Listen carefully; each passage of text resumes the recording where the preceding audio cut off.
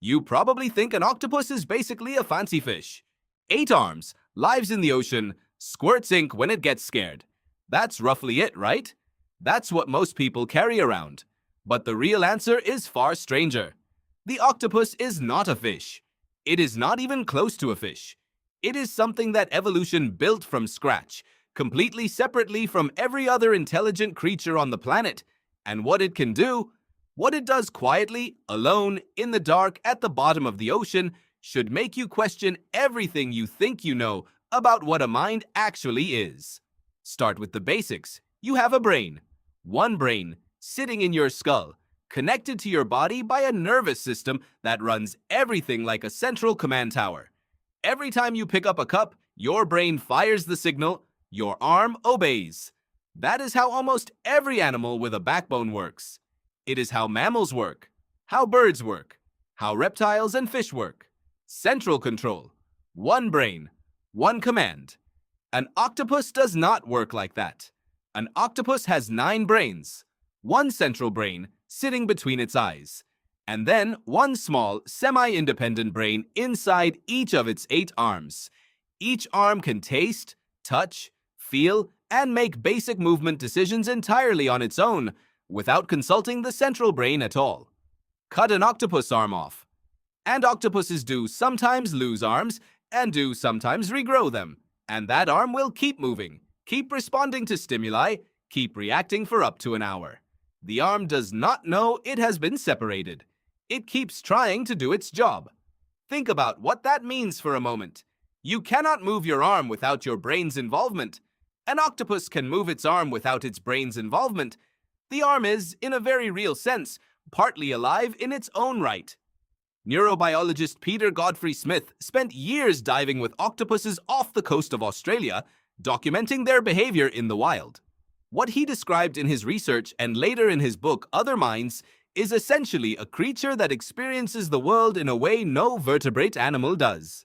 Each arm is exploring independently, tasting and probing and pushing, while the central brain is handling higher-level decisions. It is less like a single mind and more like a committee of minds running a body together. Godfrey Smith put it this way: an octopus is the closest thing we are likely to find to an encounter with a genuinely alien intelligence. And that word, alien, is exactly right. Because while your nervous system and the nervous system of your dog, your cat, a crow, a whale, a dolphin, all trace back to the same ancestor hundreds of millions of years ago, the octopus took a completely different path. The last common ancestor between you and an octopus was probably something like a simple flatworm, with barely any nervous system at all. Everything the octopus became, it became independently. That means its intelligence evolved not once in the history of life, but twice, separately, on a completely different branch of the tree. That is the thing that should stop you cold. Intelligence is not a single invention. It is not a feature that appeared once and spread. The octopus figured out complexity on its own, problem-solving on its own, play on its own, and possibly even something like awareness on its own. Here is what that looks like in practice.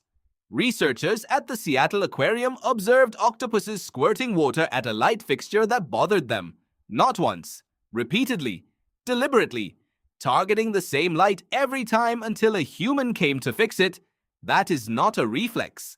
That is a goal, a tool, and a decision made across time.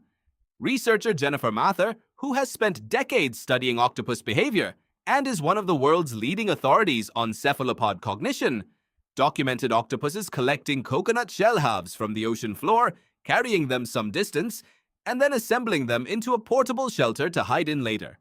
They were carrying a tool they were not using yet, saving it for future use. That requires imagining a future moment. That requires planning. Most animals on Earth cannot plan.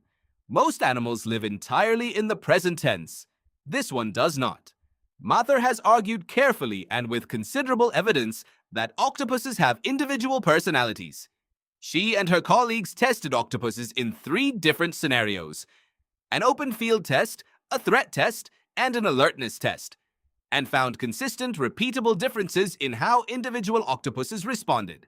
Some were bold, some were timid. Some were curious, some were aggressive. These were not random variations. They were stable traits that the same individual octopus showed again and again across different contexts.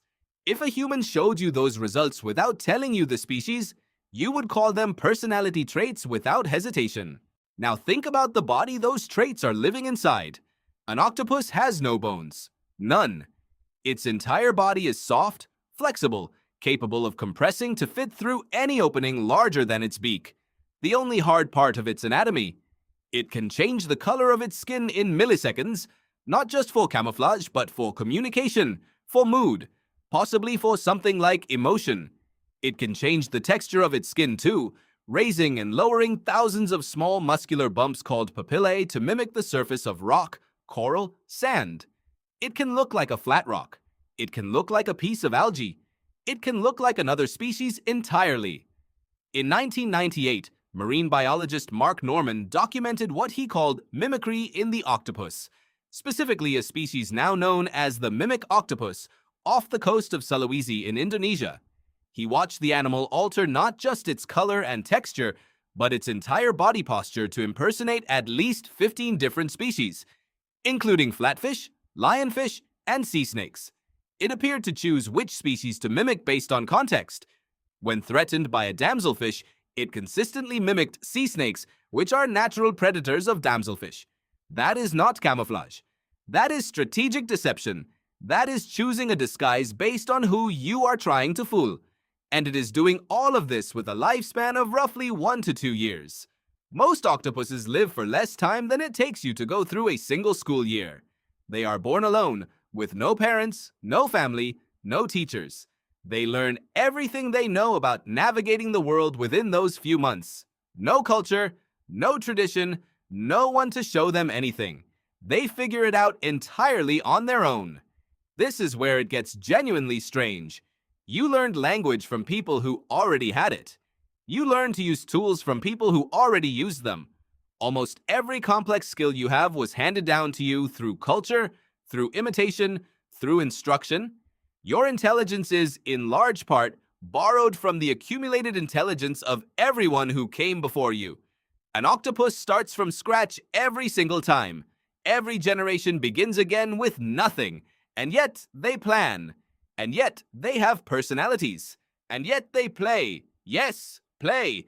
In the sense that Mather and her colleagues documented octopuses repeatedly propelling objects into the current of their tank and catching them as they drifted back, with no apparent purpose other than doing it again, over and over, the way a child throws a ball against a wall. Play is generally considered a sign of a mind with enough capacity to do something for the pure sake of doing it. Octopuses have that. Neuroscientist Graziano Fiorito ran a famous experiment in the early 1990s that should have changed the conversation entirely. He trained one octopus to choose a red ball over a white ball by rewarding the choice with food. Then he put a second, untrained octopus in a tank where it could watch the first octopus perform the task. The watching octopus, after observing, began choosing the red ball immediately and with greater accuracy than the trained octopus. It learned by watching. Social learning, learning by observation rather than by trial and error, was thought at the time to require a fairly complex social brain. Octopuses do not live in groups. They are almost entirely solitary. Nobody expected them to be able to do this. They did it anyway. At this point, you might be asking what any of this has to do with you. Here is what it has to do with you. You move through the world assuming that intelligence looks a certain way, that it lives in a certain kind of body, requires a certain kind of upbringing, comes from a certain kind of brain. The octopus is a direct contradiction of every single one of those assumptions. It has a completely different kind of brain, in a completely different kind of body, with no upbringing at all, and it arrived at planning and personality and play and social learning independently, without inheriting a single thing from the same lineage that built your mind. That means that when scientists talk about searching for intelligence elsewhere, in the oceans of Europa, on the surface of a distant planet, in a form we have never encountered before, the octopus is already the evidence that it can happen. That complexity does not need your blueprint. That awareness, whatever that word means, might not need any of the conditions you assume it needs. It might show up in a creature with 9 brains, no bones, a 2-year lifespan, and skin that changes the laws of light. It might look like nothing you recognize. You probably thought an octopus was basically a fancy fish. It isn't. It's something evolution built twice, completely from scratch, to remind you that the universe is stranger than your assumptions allow for.